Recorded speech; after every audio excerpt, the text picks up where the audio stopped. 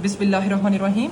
Next हमारे पास bio का टॉपिक है human nervous system, composed of two major components. Human nervous system दो कंपोनेंट से मिलकर बनता है। फर्स्ट कंपोनेंट है सेंट्रल नर्वस सिस्टम और सेकंड कंपोनेंट है peripheral nervous system. Central nervous system brain और स्पाइनल कॉर्ड पर मुश्तमिल होता है, जबकि पेरिफेरल नर्वस सिस्टम में नर्व्स आ जाती हैं। Nerves that arise from central nervous system. Nerves जो सेंट्रल नर्वस सिस्टम यानी ब्रेन और स्पाइनल कॉर्ड से निकलती हैं and spread in different parts of the body, और हमारी सारी की सारी बॉडी के अंदर फैल जाती हैं डिफरेंट पार्ट्स में।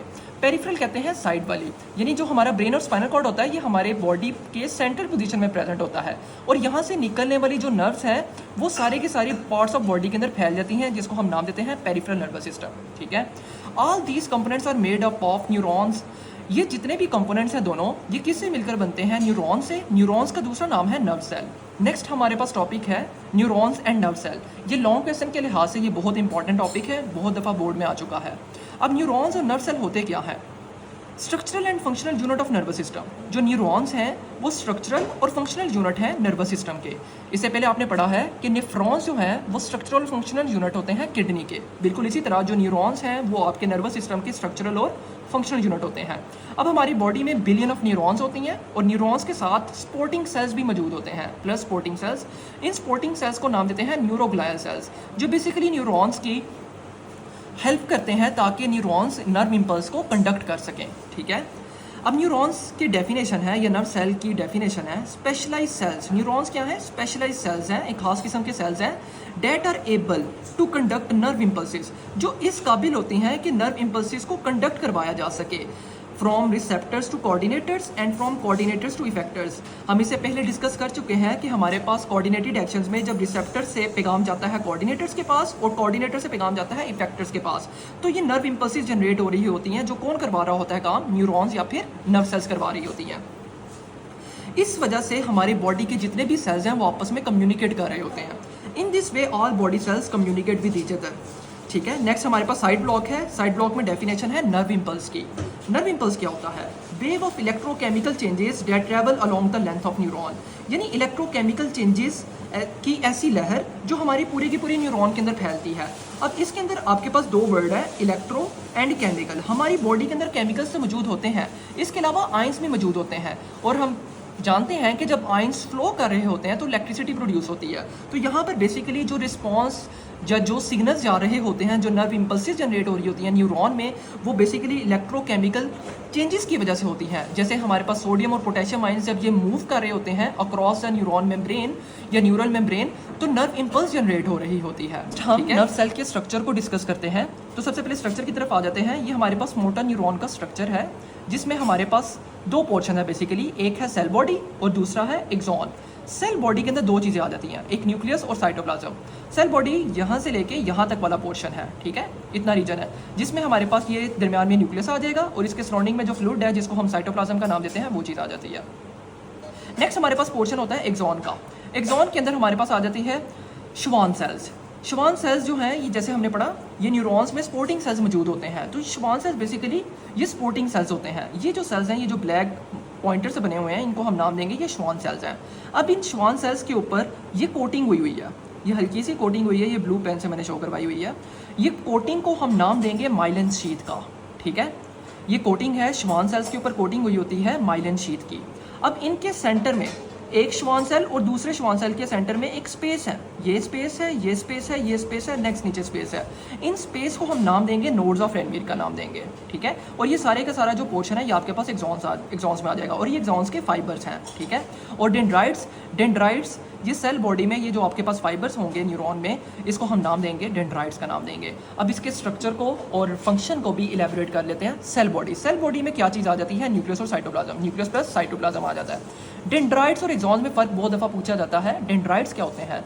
जो कंडक्ट करते हैं इम्पल्सिस को टुवर्ड सेल बॉडी। अब देखें, ये आपके पास एक न्यूरॉन का स्ट्रक्चर है। अब न्यूरॉन्स आपकी बॉडी के अंदर बिलियंस की तादाद में है। ठीक है, तो एक न्यूरॉन दूसरी न्यूरॉन से आपस में लिंक होती है। सपोज ये पहली न्यूरॉन है, अब इस पहली न्यूरॉन से मैसेज दूसरी न्यूरॉन में जाएगा, इसी तरह तीसरी न्यूरॉन इसके नीचे प्रेजेंट होगी।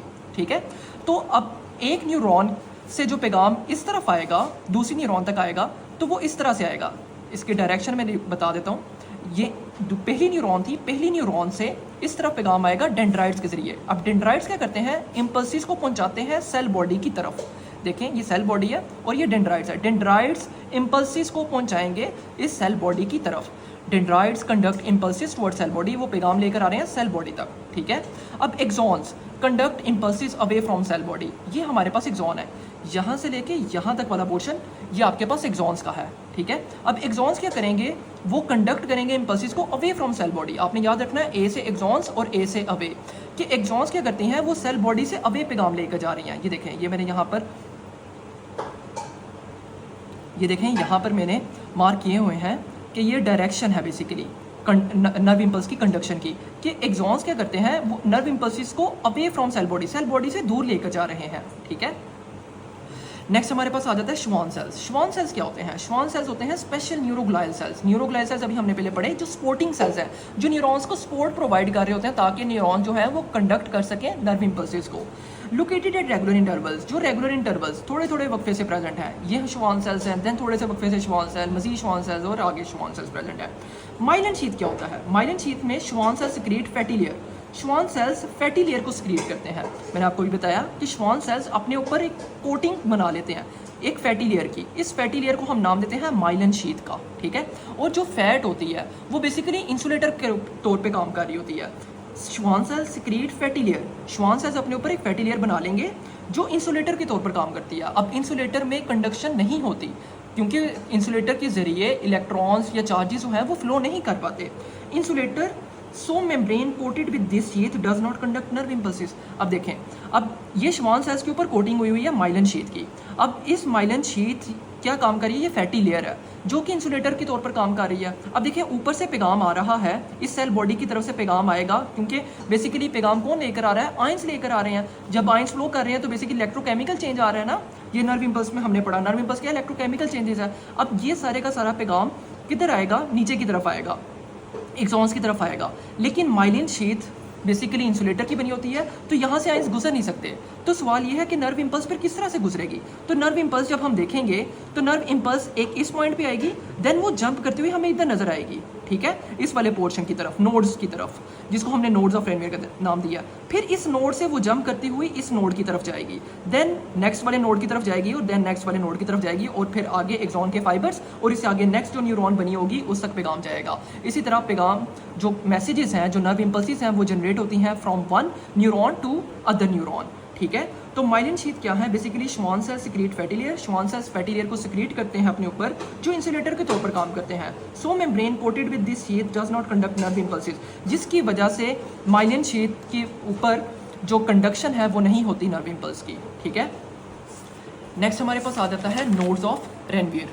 नोड्स ऑफ रेनवियर कौन से हैं, नोड्स ऑफ रेनवियर ये देखें, ये एक्सॉन के रीजन पे श्वान सेल्स के दरमियान वाला हिस्सा जहाँ पर स्पेस है, बेसिकली ये स्पेस है ना, इस स्पेस को हमने नाम दिया ये नोड्स हैं, ये नोड्स हैं हमारे पास। तो जब कंडक्शन होनी है तो माइलिन शीथ से तो कंडक्शन पॉसिबल नहीं है, तो नॉन माइलिनेटेड पॉइंट्स को एक्सॉन के ऊपर, ये एक्सॉन है, एक्सॉन के ऊपर नॉन माइलिनेटेड पॉइंट्स को हम नाम देंगे नोड्स ऑफ रेनवियर का नाम देंगे, जहाँ से इम्पल्सिस मूव करती हैं। ये इम्पल्सिस बेसिकली जंप करते हुए जा रही होती हैं, एक ऐसे इम्पल्स इस तरह से जंप करते हुए आगे की तरफ जाएगी और इसी तरह जो कंडक्शन है वो तेज़ी से होना शुरू हो जाएगी, नर्व इम्पल्स स्पीड से आगे की तरफ कंडक्ट होना शुरू हो जाएगी।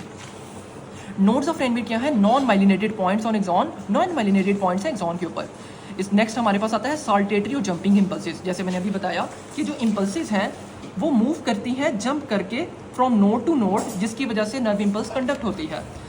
Impulses that jump from node to node are called saltatory या फिर जंपिंग इम्पल्सिस। इम्पल्सिस जो जंप करती हुई जाती हैं एक नोड से दूसरे नोड की तरफ, इसको हम नाम देते हैं साल्टेटरी या फिर जंपिंग इम्पल्सिस का। This increases the speed of nerve impulse, जिसकी वजह से नर्व इम्पल्स की जो स्पीड है वो बढ़ जाती है। नेक्स्ट हमारे पास साइड ब्लॉक है, इसको एमसीक्यूज में याद रखिएगा। मैच्योर न्यूरॉन्स नेवर डिवाइड, जब न्यूरॉन्स मैच्योर हो जाती हैं तो वो मजीद डिवाइड नहीं कर रही होती। प्रोटीन, प्रोटीन का नाम है nerve growth factor, promotes regeneration of broken nerve cell. बाज़ औक़ात होता है कि न्यूरॉन्स या नर्व सेल जो होते हैं वो डैमेज हो जाते हैं, तो उनकी रीजनरेशन करवाने के लिए प्रोटीन का नाम है नर्व ग्रोथ फैक्टर, ये आपने एमसीक्यूज में याद रखना है। Degenerating brain cells could be repaired by embryonic stem cell, कि अगर ब्रेन सेल्स डीजनरेट हो जाएंगे तो उनकी रिपेयरिंग के लिए कौन से सेल्स आएंगे, embryonic stem cells. Brain cells जो डीजनरेट हो जाते हैं उनको रिपेयर करने के लिए आते हैं। होप सो आपको ये लेक्चर समझ में आ जाएगा। अगर आपके पास कोई क्वेश्चन है तो आप कमेंट सेक्शन में पूछ सकते हैं। Thank you.